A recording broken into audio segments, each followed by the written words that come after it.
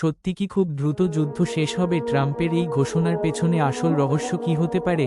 আসসালামু আলাইকুম দর্শক, বিশ্ব রাজনীতির সবচেয়ে উত্তপ্ত ইস্যু এখন মধ্যপ্রাচ্য। মার্কিন প্রেসিডেন্ট ডোনাল্ড ট্রাম্প হঠাৎ করেই ঘোষণা দিয়েছেন, আমরা খুব দ্রুত যুদ্ধ শেষ করতে যাচ্ছি।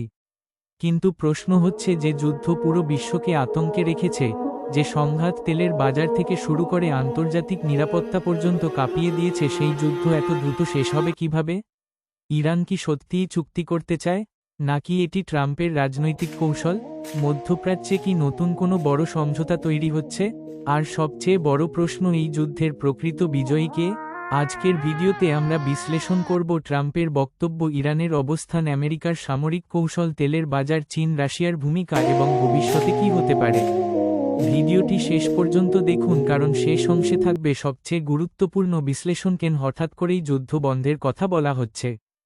হোয়াইট হাউজে আইনপ্রণেতাদের সঙ্গে বৈঠকে ট্রাম্প বলেন, we will end the war very quickly. তিনি আরও দাবি করেন, ইরান এখন চুক্তি করতে আগ্রহী এবং তারা এই পরিস্থিতিতে ক্লান্ত। এখানে গুরুত্বপূর্ণ বিষয় হল, ট্রাম্প শুধু যুদ্ধ শেষের কথা বলেননি, বরং দাবি করেছেন মার্কিন হামলায় ইরানের সামরিক সক্ষমতার বড় অংশ ধ্বংস হয়েছে।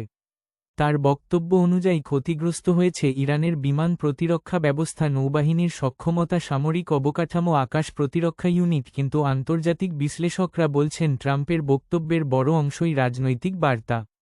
কারণ যুদ্ধের বাস্তব চিত্র এত সহজ নয়। ইরান এখনও মধ্যপ্রাচ্যের অন্যতম শক্তিশালী সামরিক শক্তি।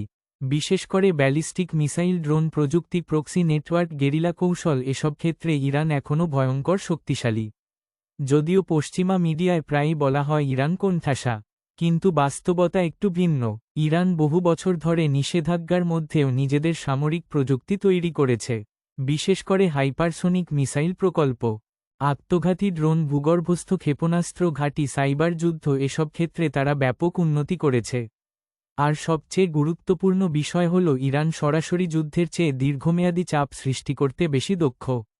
তারা জানে আমেরিকার সঙ্গে সরাসরি পূর্ণাঙ্গ যুদ্ধে যাওয়া আত্মঘাতী হতে পারে, তাই তারা ব্যবহার করে আঞ্চলিক মিত্র গোষ্ঠী, অর্থনৈতিক চাপ, সমুদ্রপথ নিয়ন্ত্রণ, তেলের বাজারে অস্থিরতা। এ কারণেই আমেরিকাও পুরো মাত্রার যুদ্ধ চায় না। ট্রাম্প বলেছেন, যুদ্ধ শেষ হলে তেলের দাম কমে যাবে। এটা শুধু অর্থনৈতিক কথা নয়, এটা রাজনৈতিক বার্তা। কারণ মধ্যপ্রাচ্যের উত্তেজনা বাড়লেই বিশ্ববাজারে তেলের দাম বেড়ে যায়। বিশেষ করে হরমুজ প্রণালী খুব গুরুত্বপূর্ণ। বিশ্বের বড় অংশের জ্বালানি এই পথ দিয়ে যায়। যদি ইরান এই রুটে চাপ সৃষ্টি করে, তাহলে তেলের দাম আকাশচুম্বী হতে পারে, বিশ্ব অর্থনীতি ক্ষতিগ্রস্ত হবে, ইউরোপে জ্বালানি সংকট বাড়বে, এশিয়ার অর্থনীতিতে চাপ পড়বে। তাই ওয়াশিংটনের বড় লক্ষ্য শুধু যুদ্ধ নয়, বরং জ্বালানি বাজারকে স্থিতিশীল রাখা। বিশ্লেষকরা মনে করেন, ট্রাম্প এখন শক্তিশালী নেতা হিসেবে নিজেকে উপস্থাপন করতে এমন একটি বার্তা দিতে চান, আমি যুদ্ধও করতে পারি, আবার যুদ্ধ থামাতেও পারি। এটি আমেরিকার অভ্যন্তরীণ রাজনীতির জন্য গুরুত্বপূর্ণ। কারণ দীর্ঘ যুদ্ধ মার্কিন জনগণের কাছে জনপ্রিয় নয়।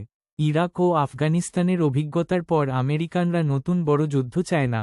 তাই ট্রাম্প এমন অবস্থান নিতে চাইছেন, যেখানে তিনি দুর্বলও দেখাবেন না, আবার দীর্ঘ যুদ্ধেও জড়াবেন না। এটি এক ধরনের কৌশলগত ভারসাম্য। সিনেটের ভেতরের বিরোধিতা, আল জাজিরার প্রতিবেদনে বলা হয়েছে, মার্কিন সিনেটে এমন একটি প্রস্তাব নিয়ে আলোচনা হচ্ছে, যেখানে কংগ্রেসের অনুমোদন ছাড়া ইরানের বিরুদ্ধে সামরিক অভিযান সীমিত করার কথা বলা হয়েছে।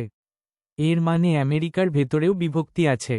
অনেক সিনেটর আশঙ্কা করছেন, বড় যুদ্ধ শুরু হলে পরিস্থিতি নিয়ন্ত্রণের বাইরে চলে যেতে পারে, তেলের দাম বাড়বে, বিশ্ববাজারে মন্দা দেখা দিতে পারে, আমেরিকার অর্থনীতি ক্ষতিগ্রস্ত নিশ্চিত। তাই রাজনৈতিক চাপও বাড়ছে। মধ্যপ্রাচ্যের এই সংঘাতে চীন ও রাশিয়া নীরব দর্শক নয়। যদি যুদ্ধ বড় আকার নেয়, তাহলে এটি শুধু আমেরিকা ইরান সংঘাত থাকবে না, এটি বৈশ্বিক শক্তির সংঘাতের রূপ নিতে পারে। সব কিছু মিলিয়ে বোঝা যাচ্ছে, ট্রাম্পের যুদ্ধ দ্রুত শেষ হবে বক্তব্য শুধু শান্তির বার্তা নয়, বরং একটি বড় রাজনৈতিক ও কৌশলগত বার্তা। আমেরিকা চায় নিজেদের শক্তি দেখাতে, ইরানকে চাপে রাখতে, আবার পূর্ণাঙ্গ যুদ্ধ এড়াতে।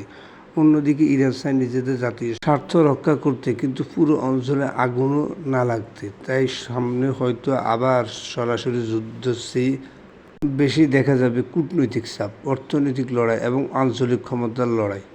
দর্শক, আপনাদের কি মনে হয়, ট্রাম্প কি সত্যি যুদ্ধ শেষ করতে পারবেন, নাকি এটি শুধু রাজনৈতিক কৌশল? কমেন্টে অবশ্যই জানান। ভিডিও ভালো লাগলে লাইক দিন, শেয়ার করুন এবং সাবস্ক্রাইব করতে ভুলবেন না। সকলে ভালো থাকুন। আল্লাহ হাফেজ।